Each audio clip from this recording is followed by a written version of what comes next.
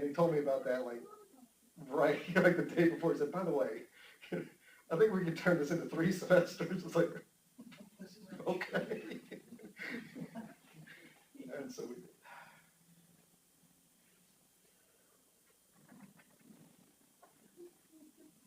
That's actually, I mean, I guess March already. Scott always, like he always, he'd say, all right, what are we going to do like next semester? And I'd say, he was good at picking topics. So I always just said, you do that, because I don't know what people want. He had a knack. And he normally did pick really good topics. So we don't know what we want to be. He did, or he would tell you what you wanted. But so I guess if anybody has ideas for next fall, throw them out there, because I think there's things out there for Old Testament and New Testament that I don't think that people, like, these verses go with these verses in this time frame. This is mentioned again, but there's lots of Old Testament and New Testament that can be put together.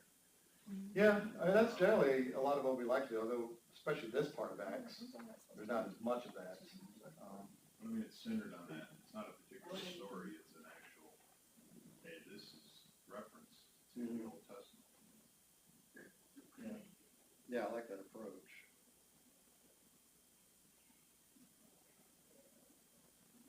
Yeah, whatever we do next, I think we'll make it a 1 semester. Say how much A 1 semester thing.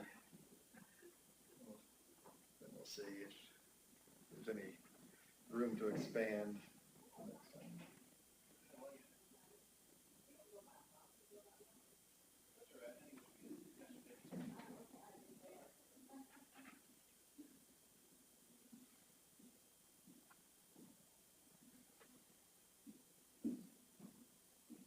Well, I guess I should have a video with the late people coming in.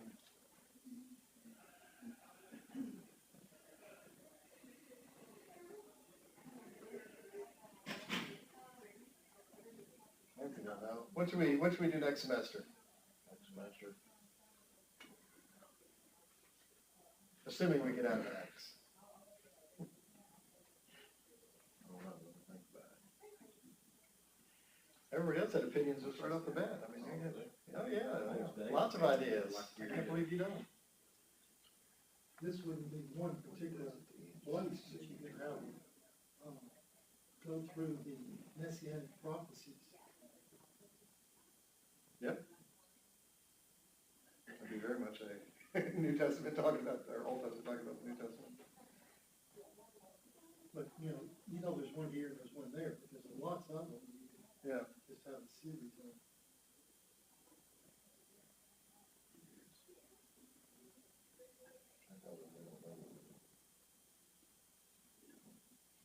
I told that was always Scott's job. Give us the topic. You need to give us what we need, not what we want. Figure that out. I'm going to have a whole semester on the thou shalt not. Jesus, just like Thou Jesus. shalt not. Throughout the Bible, anytime thou shalt not, it's going to come to that. It's going to be about Jesus. 25 years ago, I guess, Ralph Gilmore went through a series of Christian complicated, complex. He'd be good at that. Of course, he could have done this 3 semester study in 1 semester because he talks so fast. Instead of having 2 classes. No problem. All right. Well, like I mentioned a second ago, so Blake is sick, so he was going to take this. So more discussion, the better. All right. So we're in Acts and do chapter 25. All right. So last week, Trent talked about Felix and Drusilla and how Paul kind of comes before them. And it says, after some days, Felix came with his wife Drusilla, who was Jewish, and he sent for Paul and heard him speak about faith in Christ Jesus. And as he reasoned about righteousness and self-control and the coming judgment, Felix was alarmed and said, "Go away for the present. When I get an opportunity, I will summon you." At the same time, he hoped that money would be given him by Paul. So he sent for him often and conversed with him. When 2 years had elapsed, Felix was succeeded by Porcius Festus, and desiring to do the Jews a favor, Felix left Paul in prison. So we talked about how, this kind of two things going on here with Felix talking often to Paul.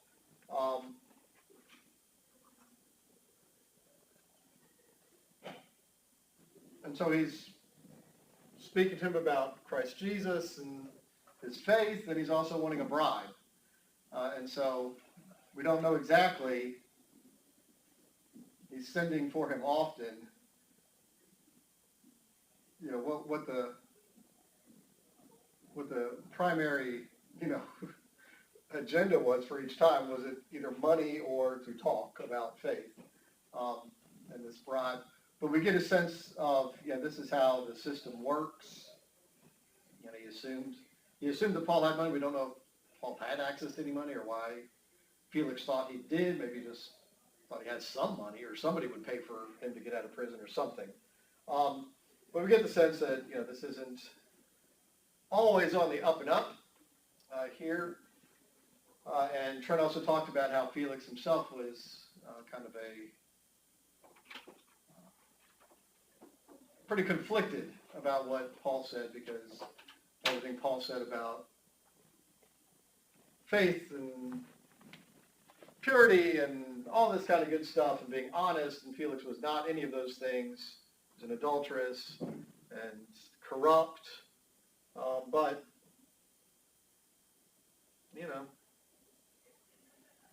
go away for the present. When I get an opportunity, I will summon you. Get the sense that perhaps he wanted to hear more, but he wanted to maybe hear it in a way that allowed him to keep his position and keep his money and things like that. But it's 2 years. It's a long time. And again, it's one of these great little, just few words. You skip over it. You miss, 2 years has now gone by. The way that sometimes we get some of this information, that, when we try to put that timeline together, some of these little mentions mean a lot. 2 years. All right, so Felix eventually is replaced by Festus, Porcius Festus. And that'll bring us to where we are today. So start with you. We'll just go around and we'll read the chapter. Now 3 days after Festus had arrived at the province, he went up to Jerusalem from Caesarea, and the chief priests and the principal men of the Jews laid out their case against Paul, and they urged him, asking as a favor against Paul that he summon him to Jerusalem, because they were planning to ambush to kill him on the way. Festus replied that Paul was being kept at Caesarea and that he himself intended to go there shortly. So, he said, let the man of authority among you go down with me, and if there is anything wrong about the man, let them bring charges against him. After he stayed among them not more than 8 or 10 days, he went down to Caesarea. And the next day he took his seat on the tribunal and ordered Paul to be brought. When he had arrived, the Jews who had come down from Jerusalem stood around him, bringing many and serious charges against him that they could not prove. Paul argued his defense, neither against the law of the Jews, nor against the temple, nor against Caesar have I committed any offense. But Festus, wishing to do the Jews a favor, said to Paul, do you wish to go up to Jerusalem and there be tried on these charges before me? But Paul said, I am standing before Caesar's tribunal, where I ought to be tried. To the Jews I have done no wrong, as you yourself know very well. If then I am a wrongdoer and have committed anything for which I deserve to die, I do not seek to escape death. But if there is nothing to their charges against me, no one can give me up to them. I appeal to Caesar. Then Festus, when he had conferred with his council, answered, Caesar you have appealed, to Caesar you shall go. Now when some days had passed, Agrippa the king and Bernice had arrived at Caesarea and greeted Festus. And as they stayed there many days, Festus laid Paul's case before the king, man, not prisoner, I feel it. And when I was at Jerusalem, the chief priests and elders of the Jews laid out their case against him, asking for a sentence of condemnation against him. I answered them that it was not the custom of the Romans to give up anyone before the accused met the accusers face to face and had an opportunity to make his defense concerning the charge laid against him. So when they came together here, I made no delay. On the next day, took my seat on the tribunal and ordered the man to be brought. When the accusers stood up, they brought no charge in his case of such evils as I supposed. Rather, they had certain points of dispute with him about their own religion and about a certain Jesus who was dead, but whom Paul asserted to be alive. Being at a loss how to investigate these questions, I asked whether he wanted to go to Jerusalem and be tried there regarding them. But when Paul had appealed to be kept in custody for the decision of the emperor, I ordered him to be held until I could send him to Caesar. Then Agrippa said to Festus, I would like to hear the man myself. Tomorrow, he said, you will hear him. So on that next day, King Agrippa and Bernice came with the great pomp, and they entered the audience hall with the military tribunes and with the prominent men of the city. Then, at the command of Festus, Paul was brought in. Festus said, King Agrippa and all who are present with us, you see this man about whom Jewish people petitioned me both in Jerusalem and here, shouting that he ought not to live any longer. I found that he had done nothing deserving death. And as he himself appealed to the emperor, I decided to go ahead and send him. But I have nothing definite to write to my lord about him. Therefore I have brought him before you all, especially before you, King Agrippa, so that after we have examined him, I may have something to write. For it seems to me unreasonable in sending a prisoner not to indicate the charges against him. So Agrippa said to Paul, you have permission to speak for yourself. Then Paul stretched out his hand and made his defense. I consider myself fortunate that it is before you, King Agrippa. I am going to make my defense today against all the accusations of the Jews, especially because you are familiar with all the customs and the controversies of the Jews. Therefore, I beg you to listen to me patiently. My manner of life from my youth, spent from the beginning among my own nation and in Jerusalem, is known by all the Jews. They have known for a long time, if they are willing to testify, that according to the strictest party of our religion, I have lived as a Pharisee. And now I stand here on trial because of my hope and the promise made by God to our fathers, to which our 12 tribes hope to attain, as they earnestly worship night and day. And for this hope I am accused by Jews, O King. Why is it thought incredible by any of you that God raises the dead? I myself was convinced that I ought to do many things in opposing the name of Jesus of Nazareth, and I did so in Jerusalem. I not only locked up many of the saints in prison after receiving authority from the chief priest, but when they were put to death, I cast my vote against them. And I punished them often in all the synagogues and tried to make them blaspheme. And in raging fury against them, I persecuted them even to foreign cities. All right, it's kind of a lot there, but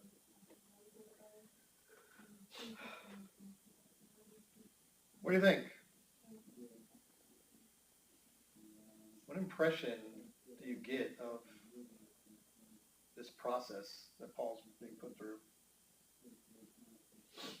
Sounds like the same process we got today. Maybe without the roving mobs waiting to kill you as you're transported from. Maybe it is close.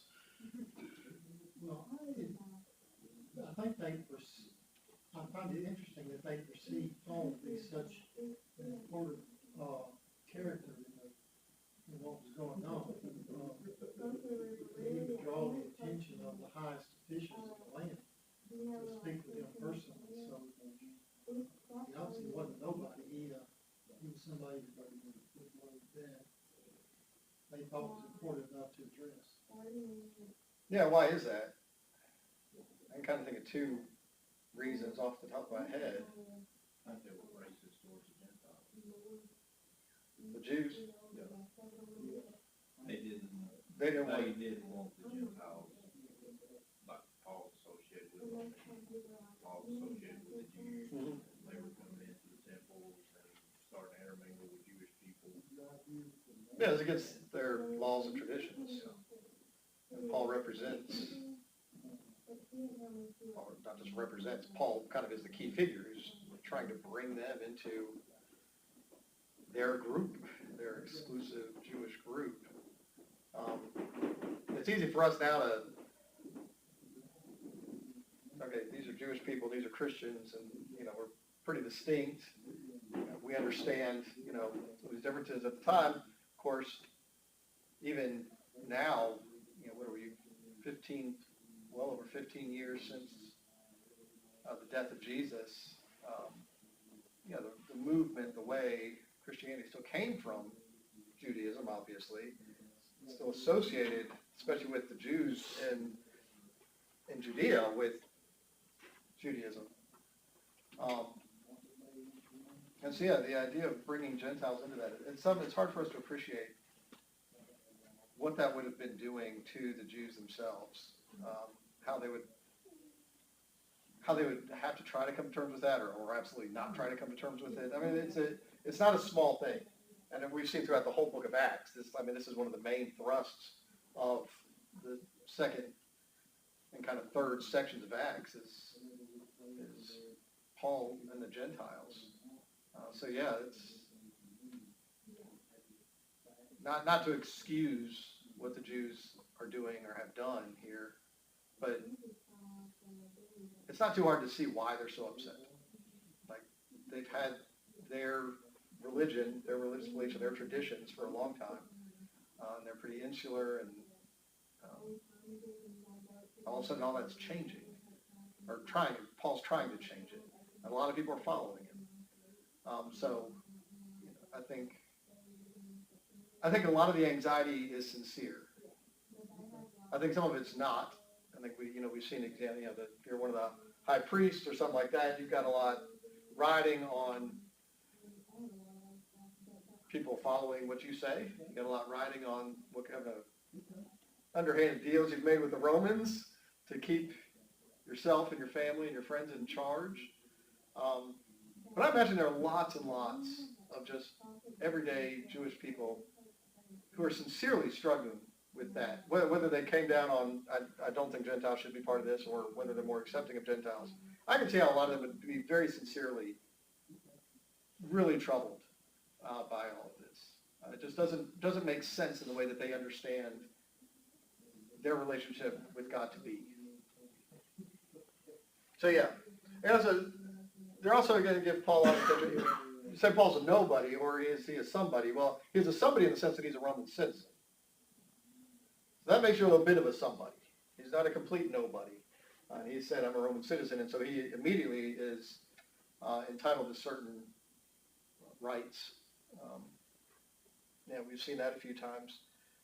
But secondly, these are a lot of important Jewish people are opposed to it.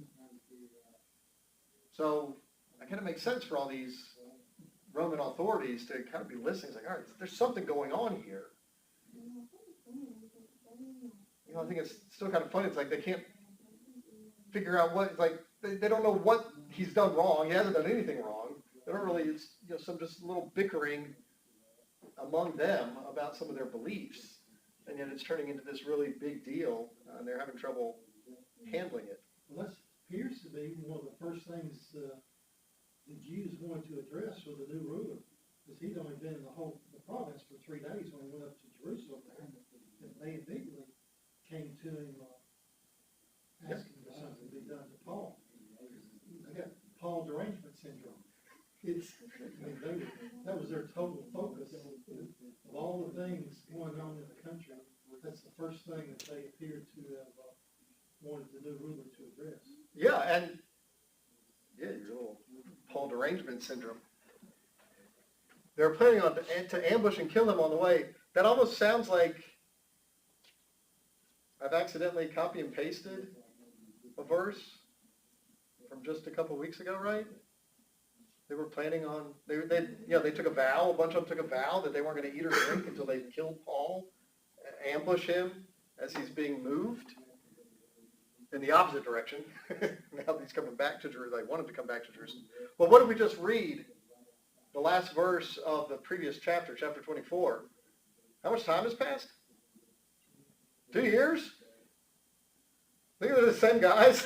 They haven't had anything to eat or drink for 2 years. We got to kill this guy. I mean, 2 years. Yeah, they're still like the same plan. It's like, well, let's just try to kill him again when he's being transported by the Romans. I think it's probably more than just him preaching Jesus. Basically, they considered him a traitor because he was all in against Jesus in the beginning, and now he's all in for Jesus. Yeah. So he was one of theirs. Right. Which he keeps saying in his testimony. He's like, I was a Pharisee's Pharisee. And I think that riled him up every time he said that. Yeah, yeah. He's throwing it back in their face, basically, that he was one of them. He's seen the light, they haven't. Yeah. It's condemnation on the chief priests and Yeah. the rest of them. Because I think it's more, he was one of them, but he was the best of them. Yeah, so I'm one of you, but man, he was kind of the superstar persecuting, these Christians. I mean, he was, that was his thing. He keeps making it more difficult though, because like when he gives his testimony, he's saying, look, I still observe these days. When I go to the temple, I still observe the purification rites. Yeah. And so to your point, it's like they keep struggling to figure out, we really don't like him. Don't know what kind of case we have against him, but we should really get rid of him. Yeah. Well, find something. Find something to lay on against him.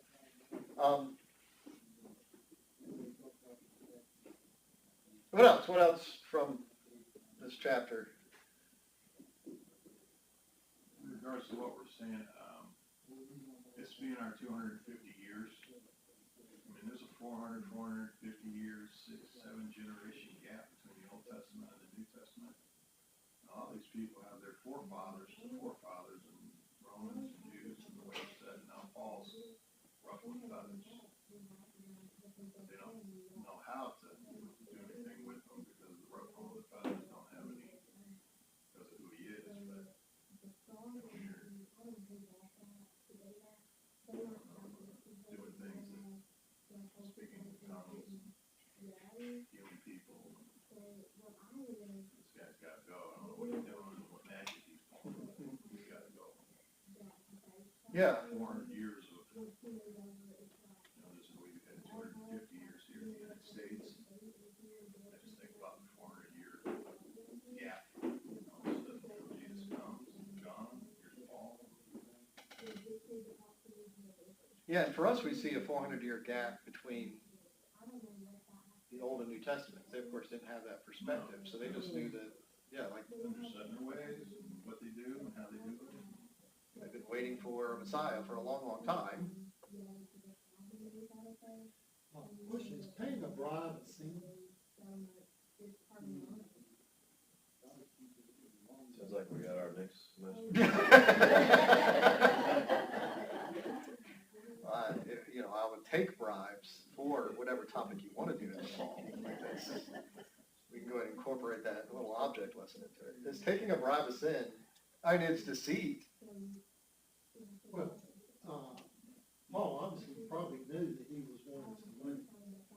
Oh, yeah. Well, I imagine Felix was telling him that. I mean, if he didn't tell him straight up, it was pretty obvious. It's like, I just think back to 15, 20 years ago, wherever it was. I was at Nicaragua with David McCrary. We were driving, going from one place to another, visit these preachers, and there's a checkpoint, police checkpoint. We stopped, and we had an interpreter with us. We were talking back and forth. David said, these people want a bribe. We give them a little money, they just let us go. I'm not giving a bribe. I'm not paying them. But that was, so he did, he took a while for us to get through the checkpoint. It may get 2 months and go on, but, supposedly that was, they got paid so little, that's kind of how they supplemented their income, was stopping people, take a few dollars. So you're saying it would have been a sin if Paul paid the bribe. I thought you meant is it a sin for Felix to demand the bribe? Paul paid the bribe. Oh, Yeah, asking the question. apparently I'm the authority on the sin, so. Is that today's version of a toll then? Yeah, I mean, I think that's coming from two different places. Like if one of Paul's friends had come up with the money and gone to Felix and said, here's whatever amount, and gotten Paul out, I don't think we'd be looking back and saying, oh, that person better go repent for getting Paul out of prison. You know, it's like, It's called bail. But on the other side, for someone like Felix to to demand it when it's illegal, it's not the law. I mean, so I think it might be a sin in one direction, but not the other. Like if you only paid a couple dollars at the little toll road and, It wasn't total, it's just, or whatever. it's just a police roadblock. Yeah, or the local thugs decided what is that? Growing up in Washington D.C., where I was growing up, there were places that, if you go to a restaurant or something, like when I was in high school, there were just, people in the parking lot, who would charge you a fee to park there. They didn't work there. If you didn't pay, they'd trash your car, and that was the system. And actually, my cousin one time did not pay, and her car got all messed up. We did that in Mexico. So, and I don't think it was a sin to give them the $5 or $10 they were demanding. I think that's, Protection. yeah. The sin on their part, I guess. No, ours for paying it, right? I mean, your cultural perspective has to play a role here. Yeah. Because a lot of societies, it's like in Mexico, if you're driving around and the cop pulls you over, he pulls you over because he wants to double votes for lunch, right? Right. So, It's just the system. and everybody knows it. Yeah. And I think that's the way it was. That's the implication here, I think, is that this is just the way it works. Felix he's talking to Paul for 2 years, like, can we get this going? Like, I wanted to put a, in-ground pool in the back. There's nothing more to the sun, so.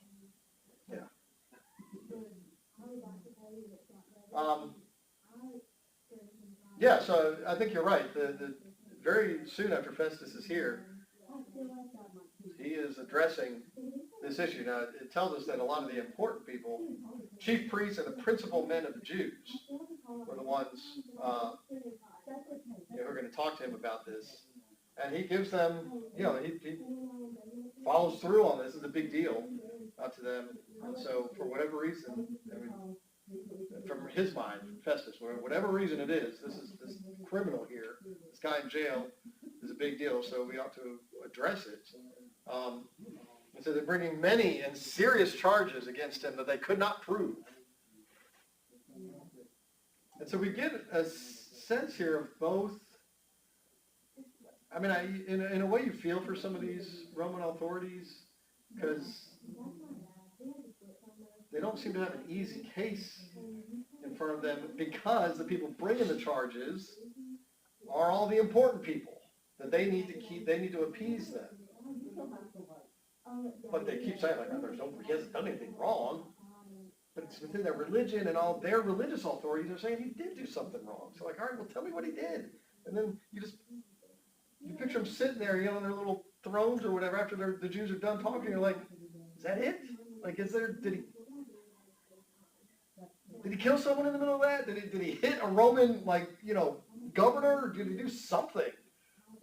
It's just nothing, It's like, he believes this guy Jesus is still alive. Who cares about that? Right? Paul argued in his own defense. So Paul lays it out here. Paul has not backed down from any of these people. And he says things very plainly. Neither against the law of the Jews, nor against the temple, nor against Caesar have I committed any offense. The Jews, the temple, Caesar. Nothing. And those are all separate things as far as the Roman governor is concerned. The Jews are the Jews. They don't necessarily know the ways of the Jews, or some do. Felix, knew the Jewish traditions and laws pretty well. The temple is kind of this weird middle ground. The Romans understood the importance of temple worship, not just Jewish temple, like worshiping a god at a temple, and that there are rules about how that needs to happen, because they had plenty of temples all over the Roman Empire, and you don't desecrate that place. Like there's an understanding there. So this is the Jewish temple. There are rules about how that operates. It's different than the rules for other temples. But desecrating a temple to the Roman, that's a big deal. And from their thinking, they were very, kind of ecumenical. It's like, okay, all the gods are welcome. We're going to worship all these gods. Because we don't want any of them to be mad at us. And we want to appease all of them so that they will bless us with good crops and long life and fertility and all that, right? So you don't want to desecrate any god or any temple or the worship of any god. Now, of course, they do that at times to the temple in Jerusalem, once, AD 70 rolls around and things like that. But for the most part, the idea, that would be a charge that you could make against someone. Like the Romans could, if some Jewish guy came in and, just started doing things you shouldn't do in the temple, bringing people who weren't allowed into the temple or whatever, that would be something the Romans understood to be wrong, right? This is not the way the world operates. Temples are their holy, special places, right? And you don't desecrate them. So he's saying, I didn't do that.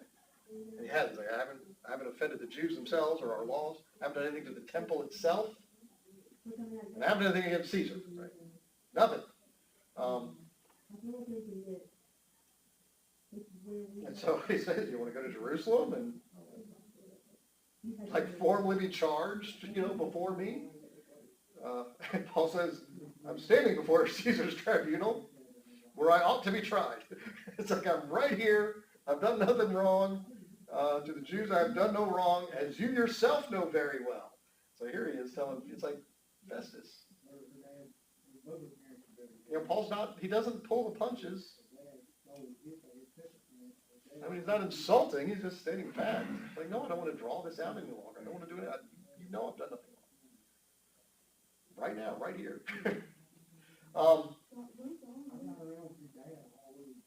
And so then he says, if there's nothing in their charges against me, I appeal to Caesar. And so this was a right that he had as a Roman citizen. It's kind of like our appeals process. If you're found guilty of something, you can appeal that. Obviously, the rules vary a little bit, but same idea.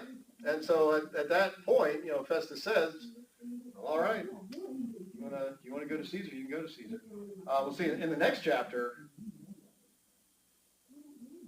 after Paul's kind of long his whole testimony before Agrippa and Festus.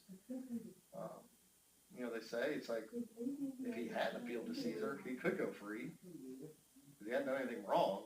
Now Agrippa says that. Now Festus is the one who's kind of responsible for it, so it's easy for Agrippa to say. But Agrippa's like, but he appealed. But at this point, he has now appealed to Caesar, so that's you got to go through with it. But that's next chapter. So this is how we get Paul to Rome. A long and winding road between Caesarea and Jerusalem of different leaders and Paul being dragged in front of a number of different rulers and things like that. But this is right here what gets him on the path to Rome. The fact that none of these Roman authorities could be bothered to make a ruling for or against him. They're in a tough spot. He's a Roman citizen, and they can't find a crime that he's done. So he's not some Jew who's not a Roman citizen. That's a little bit easier on the Roman authorities. Like, well, I don't care if he winds up in jail or killed, whatever. But Paul's a Roman citizen, and they can't find a crime that he's committed. So they can't just throw him to the mob or whatever. But the mob is the Jewish authorities. And we've already seen, 2 years, it's now 2 years back, there has been problems with riots or, things like that every time Paul appears here a couple chapters ago. And so they've got to appeal these people who are in charge. And of course, the Roman authorities and the Jewish authorities were kind of in league together. They were corrupt together. And so it puts these, within this corrupt system that they're a part of, it puts these Roman authorities in a tight spot. Because Paul's a Roman citizen, and they don't have a clean-cut charge to lay against him. But they want to make the Jews happy because, In Paul's grand scheme of things, this probably works very well for him. Because he's protected. Yeah. He gets to eat every day. And people are allowed to come and go. He's in the news. He's famous. He's getting access to Roman leaders that he won't have access to. He gets to tell them about the gospel. yeah, but what we see with Paul is it doesn't matter where he is. The gospel is going to get spread. I mean, he's in jail. He's talking to Festus, or Felix, I mean. When he's in house arrest in Rome, he's writing letters, and Roman Christians are coming to him and things like that. So it doesn't matter where he is. He doesn't shut up regarding the gospel. And he's also already been told by the Holy Spirit that he's going to Rome. That he's going to wind up in Rome. So you almost think he's sitting here, before Festus, and he's like, oh, let's just cut to the chase. I appeal to Caesar. Let's just get it. Let's get it done. I've been wanting to get to Rome anyway. Then we get another passage of time. Some days had passed. Agrippa the king and Bernice arrived at Caesarea and greeted Festus.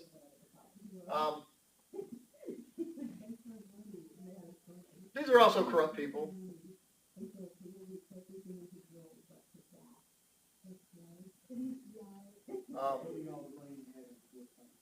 And so here they are. Now all of a sudden we get all three of them, Festus and these two. There's a man left prisoner by Felix. Felix had 2 years to deal with this, and he kept us kicking the can down the road. And so, Festus is like, all right, I got this guy. I answered that it was not in the custom of the Romans to give up anyone before the accused met the accusers face to face and had opportunity to make his defense concerning the charge laid against him. Right? So there's a process here. So when they came together here, I made no delay. They brought it before me. That when the accuser stood up, they brought no charge in his case of such evils as I supposed. Like for all the hoopla, I figured they were going to really have some good stuff on this Paul guy. They had nothing. And so now he's just like, I don't know what to do at this point. Rather, they had certain points of dispute with him about their own religion, about a certain Jesus who was dead, but Paul asserted to be alive. It's like, what do I care about? It's their thing. It's their dispute. Being at a loss how to investigate these questions. I'm at a loss for this. And then he decides he wants to go to Caesar, so I'm going to send him to Caesar. Then Agrippa said to Festus, I would like to hear the man myself. You talk about how he keeps getting access to people and keeps meeting with higher ups. Here's the king in the area. So on the next day, Agrippa and Bernice came with great pomp, and they entered the audience hall with the military tribunes and the prominent men of the city. And so when you say great pomp, because this is the king, again, not in that position without being put there more or less by the Romans, by their stamp of approval. So all the pomp and, think about the way kings are treated. So this is the treatment they get, and then they bring in Paul. So once again, you're right. Paul's having these audiences with these important people, which shows how seriously they take the case against him.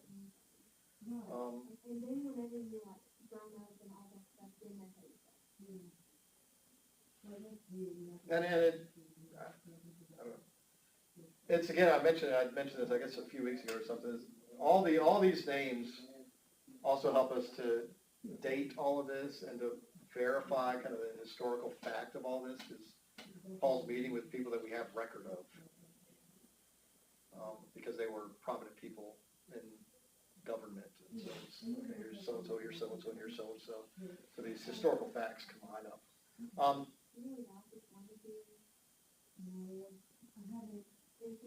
Let's see. So we have these charges against Paul, right? Serious charges.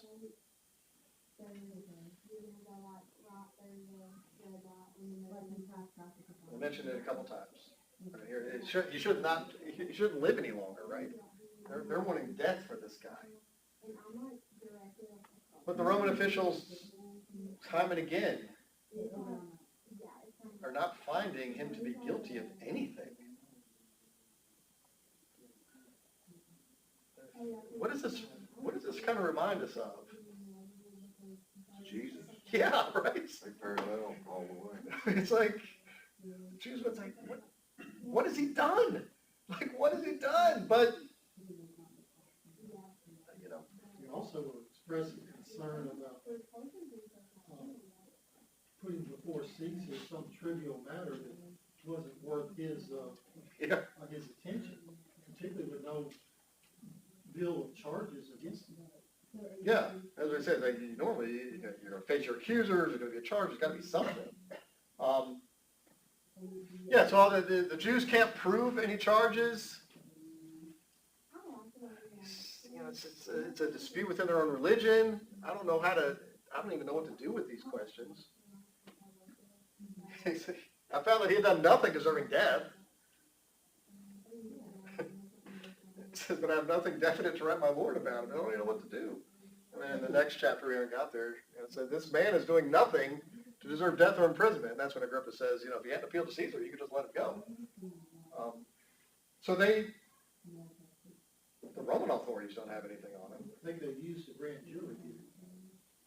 Yes, they could have, well, they would have wanted anything they could have so that they don't have to make the decision, right? Felix leaves him in jail for 2 years because Felix isn't going to make a call on one way or another. He wants a bribe, but he's in the same situation. No one wants to actually be the one to either cause trouble with the Jewish authorities, and if they rile up the crowds, if they, their political machinations are all politically connected too. And so, they can make your life difficult, just, kind of palace intrigue kind of stuff.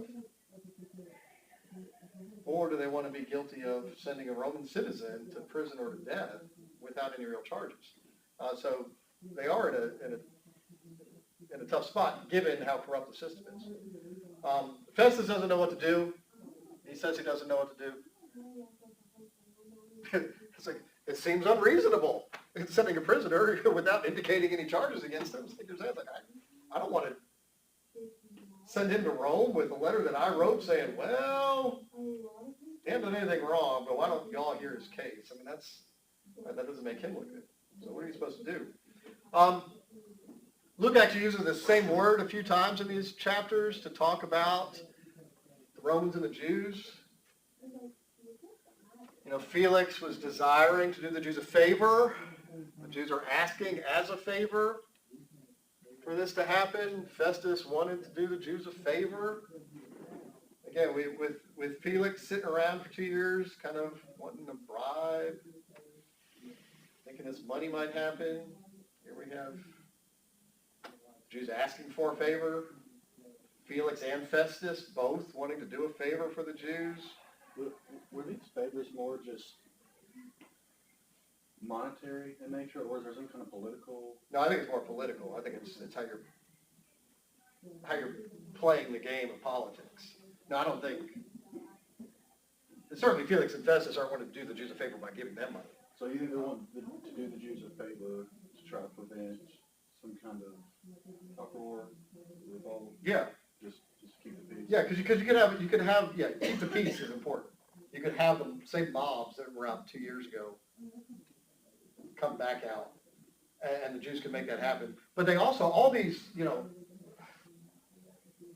the Jewish authorities were, as far as rule of the region, they were intertwined with the Romans pretty tight. They were all corrupt together. It's not like the Jews kind of completely separate from the Romans elected their own leaders and they just kind of did their own thing. And once in a while, a Roman would come in and like interact with them. The Jewish authorities, the chief priests, and the Roman authorities were all kind of in bed together. And so in doing the Jews a favor, they're also making their life politically easier. Like, I don't want to cross these people because they're politically connected. Just like I'm politically connected, right? So they could pull certain political strings among other Roman authorities, among Jewish authorities, and vice versa. And so, you know, they're trying to keep themselves politically in a strong position, if that makes sense. Which is interesting because it's like they're so corrupt. At the same time, like, he did nothing wrong, so legally we shouldn't do anything to him. Right. And so now I wonder if they know that there's this other following that if they do find him guilty for something, that these Christians could. I don't know, but I don't get the feel that Christianity is strong enough politically at this point, even organized enough politically to have that kind of influence. But maybe. I mean, there are a lot of them in Jerusalem. Well, Felix was well acquainted with the way. Yeah. You know, It's so I wife. don't know if he knew that they were stronger than. Yeah, Felix should have had a better understanding of it. I mean, maybe that's why he delayed saying anything, because he had the Romans, he had the Jewish leaders, he had. Yeah, that's what I'm saying. They're in a tough spot because you're going to make someone mad. And again, Paul's a Roman citizen. If it wasn't a citizen, they could have just thrown him to the wolves and been like, who really cares? You know, maybe there's some blowback at some point. But the fact that he's a citizen changes all that. We saw that, you know, chapters ago in Philippi on the second missionary journey. You know, as soon as they realized they'd beaten a Roman citizen, the Roman authorities in Philippi come running back like, oh, whoa, we didn't mean to do this, please leave. You know, like, don't say anything bad. We're so sorry. Because they realized, you know, they could be removed from office or whatever kind of ramifications. So I mean, the same thing's going on here. It's like they've got to kind of do right by Paul because he is a citizen. Not because they necessarily care about him, they care about their own positions. So they don't, you know, they got to protect themselves from any accusations that they've done wrong to a Roman citizen. We've kind of seen this in action, and not just in action, but, you know, Gallio, we looked at this a few weeks ago, you know, saying this is just an inter squad, intramural dispute, has nothing to do with us. It's just within the Jews. And so we get some of that here. When he comes before the king, Ananias, way back when Ananias you know, is going to meet Paul in Damascus, God tells him, Paul, chosen instrument of mine to carry my name before the Gentiles and kings and the children of Israel. Well, here's the king. Little fulfillment here. And we still have this, Paul mentions it later when he's talking about the resurrection. Festus doesn't know a whole lot about what's going on here. But there's this Jesus guy, and he's dead or alive, or I don't know, right? This idea of resurrection for the Jews is still a big part of this. All right, well, thanks for your comments today. I'm sure Blake would have done a better job, but he's sick, so we managed. All right, I will see you all next week. And I'm sure if anybody has ideas for next semester, Messianic. Yes, that's my motivation. No, Bernice was a group sister. Probably false. Definitely not a Christian. Just had her business. Had something. Yes. Yeah. Unfulfilled promises.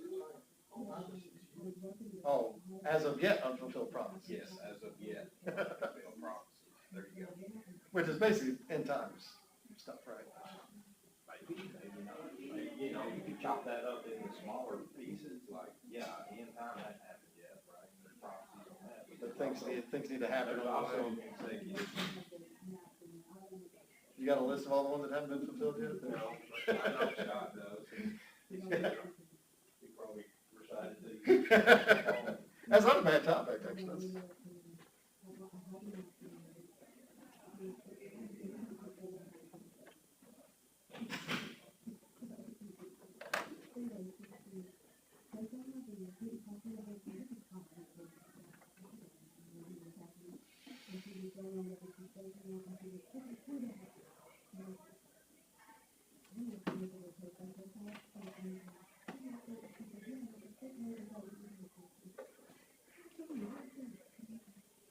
You